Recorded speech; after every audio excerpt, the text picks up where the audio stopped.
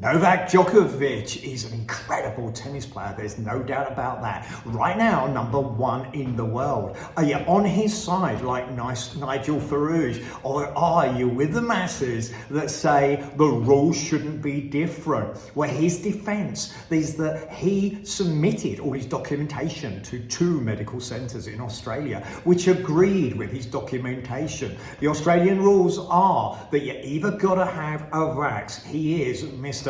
Novax, no question about it. He's been very public in his disagreement with vaccinations. Of course, he's landed, he's got his documentation. His lawyers argued that you've got to give notice if you're cancelling people's visa, which of course is the law, and he hadn't had notice. It was cancelled when he landed. What do you think? Of course, the rumours are that he says that he had COVID on the 16th of December, but there are pictures on the internet of him mixing with children on the 16th and the 17th, of December last year. Okay, wow. Are you on his side? Do you think that people shouldn't be forced to vaccinate? Of course, no one's above the rule, but are the rules wrong? Of course, is one comment. Or are you with the other side, which say, if you go into a country where you know they're pushing hard on vaccinations and they're putting in strong rules, if you go in, why take the risk?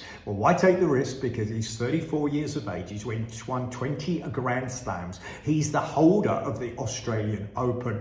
He hasn't got too much longer at the peak of his career to set world records on Grand Slam wins. That's why you land and you take the opportunity, particularly if you think you've been approved, to go to the Australian Open and actually win the championship. Could it be reversed? And all of a sudden, he has that opportunity, despite staying in a poor hotel, let's put it that way. Has that affected his mental state or indeed his body? Or has it made him more determined to win? It's a controversial situation and the Australians may have to let him in. And if that's the case, the egg, of course, is on the Australian government's face. With elections coming up, that's exactly what they don't want to happen. So it's political, it's sports, it's do you agree with vaccinations? Do you agree with the rules? Wow, I've never seen such a controversial case. It's exciting to watch. We'll see what happens.